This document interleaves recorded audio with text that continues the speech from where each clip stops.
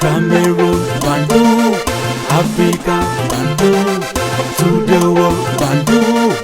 Ekona man, your Gi man, your Bamenda man, your Bakuri man, and proudly so I am your Anglophone brother. I hope everything is okay. Les amis, on est en train de chercher le F16. Vous savez, le game changer.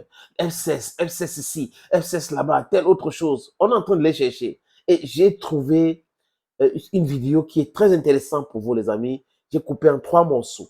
On va regarder le premier extrait de cette vidéo, deuxième extrait et troisième extrait. Et je vais vous donner mon opinion. Je vais vous dire ce que je pense. On regarde. Mais où sont passés les avions de combat F-16? Absolument, merci Marie-Aline de poser la question, c'est le titre effectivement de cette carte blanche.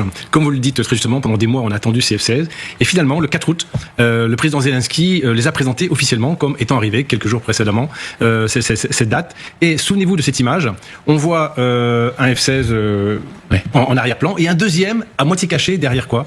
Un filet de camouflage. Qu'est-ce que ça voulait dire? On les voyait, on les présentait officiellement, on n'a pas su où est-ce qu'ils étaient, et effectivement, le but après, c'est de les cacher. Pourquoi les cacher? Parce que ils sont ce qu'on appelle nous des HVA, ça veut dire des à haute valeur ajoutée en fait, de high value air assets. Ça veut dire que c'est des éléments déterminants. Et pourquoi il faut les cacher? Parce que les Russes n'ont qu'une obsession, c'est de les détruire, en vol ou au sol.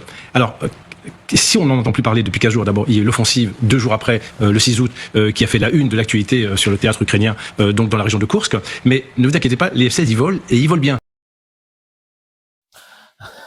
Ça, c'est le premier, les amis, premier extrait de cette vidéo. Vous voyez ce général-là? Ce qu'il est en train de raconter là? Ça vous fait très mal à l'oreille, je suis sûr. Les amis, je vous suggère d'écouter la suite.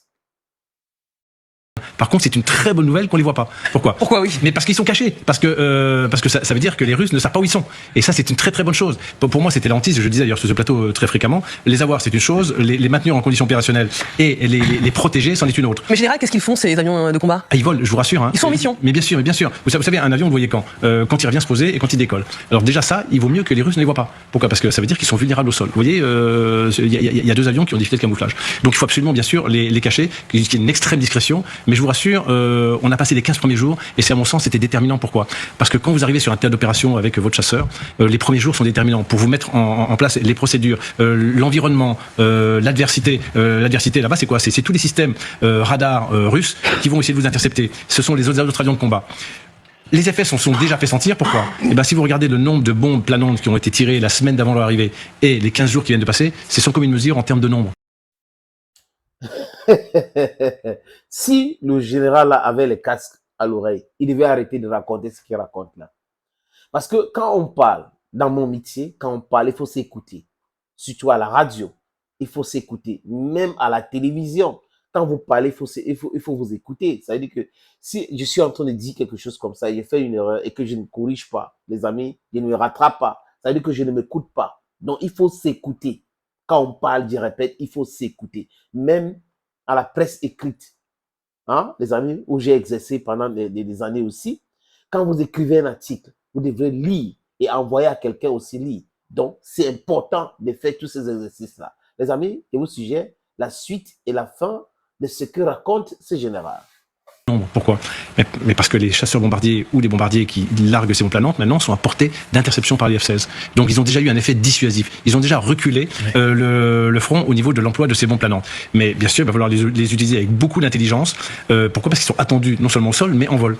Et donc à mon sens, il faut qu'ils soient utilisés dans un premier temps en termes de défense aérienne, c'est-à-dire reculer, c'est qu'ils ont déjà réussi à faire, reculer les bombardements faits par les Russes. La deuxième très bonne nouvelle elle est passée un peu inaperçue, mais il y a quelques jours, les Américains ont dit on libère, on déstocke pour 1,5 milliard, je crois, d'armement pour les F-16. Qu'est-ce que ça veut dire? C'est-à-dire que ces avions vont être équipés aussi par des armements américains de dernière génération, un peu les scalps américains qu'on appelle les JSAM. Et ça, c'est aussi une très bonne nouvelle. C'est-à-dire que non seulement il y a les avions, mais il y a tous les missiles, à la fois air et air-sol, associés. On reparlera des F-16. Évidemment. Et en même temps, votre message d'espoir. Vous avez compris grand chose. Où sont passés les F-16? Le game changer. L'Ukraine a toujours fatigué les oreilles des gens avec leurs compagnons européens, avec les armes miracles. On veut les Léopard 2. Les Léopard 2. Pourquoi les Allemands ne veulent pas nous donner les Léopard 2, les chars Léopard 2? Ça va changer. Et on va utiliser. Ça va faire ci, ça va faire ça. On les a donnés. Ça a cramé, comme avaient dit les Russes. On veut les chars Challenger, parce que voilà, les chars Challenger et autres, c'est les chars britanniques. On les a envoyés. Ça a cramé. On veut les chars Abrams. On veut les chars Abrams. On les a envoyés. Ça a cramé. Les Russes ont saisi d'autres. Les Américains ont demandé de retirer d'autres chars Abrams. Des Bradley. Ah, c'est léger. Ça part vite. Ça fait ceci. On a saisi. Les Russes ont capturé d'autres, brûlé d'autres, les amis.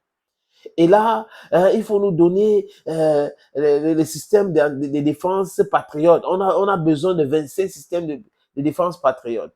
Qu'est-ce qui se passe, les amis?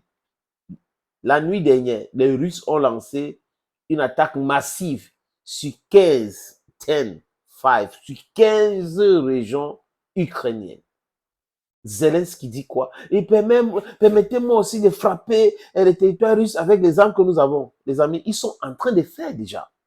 Ils utilisent les drones et autres, les missiles et les drones et tout. C'est la même chose, les amis. Mais les Russes sont en train de répondre. Donc, vous savez, pour comprendre ce qui se passe en Ukraine, il faut écouter les discours des uns et des autres. Vous allez comprendre que Zelensky et ses amis sont trop dans le bavardage. Bavardage inutile. Parce que les faits, c'est sur le terrain qu'on voit. On voit la difficulté. The difficulties of the Ukrainian army. They have problems in the field. There's a serious problem with that. Donc, on pose une question. En général, il n'arrive pas à répondre. Il vous dit, les F-16 volent, vous avez vu dans les images, Zelensky a reçu, il faut cacher. Mais ça sert donc à quoi de cacher les F-16?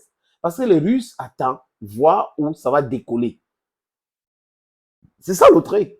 Et ces F-16-là sont toujours dans les pays de l'OTAN.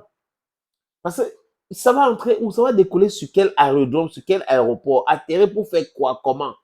Ils savent que les Russes vont détruire ça. Les Russes vont brûler ça. Donc, pour faire bonne presse, et oui, on a donné les F-16, on a fait ceci, ça va bombarder, ça va faire ceci. Les F-16 sont des avions de combat, comme on dit en anglais, obsolete, dépassés.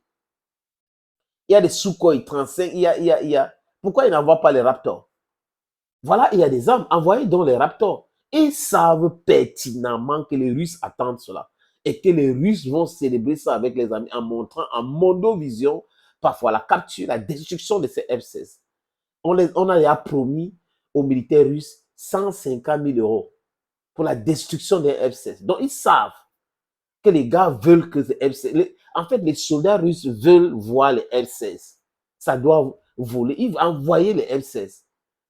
Il n'y a pas d'arme miracle. Et Poutine avait raison quand il disait que la guerre, ce n'est pas le cinéma. Les Américains ou certaines élites à Washington pensent que c'est le cinéma. Donc, les Américains sont forts, on est puissants, ils nous craignent parce que si vous faites ceci, nous allons faire cela. Vous voyez que nous sommes un pays. Non, non, non, non, non, non, non. C'est la réalité. La guerre, c'est ce qu'on vous a fait en Irak. La guerre, c'est ce qu'on vous a fait en Afghanistan. La guerre, c'est ce qu'on vous a fait partout où vous êtes allé faire des guerres illégales. C'est ça la guerre.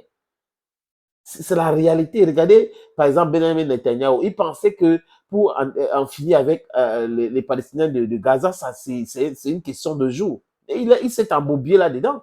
C'est très compliqué pour lui. Donc, vous voyez que les gens devraient mesurer les idées, les stratégies ou ce qu'ils disent avant d'entrer en action.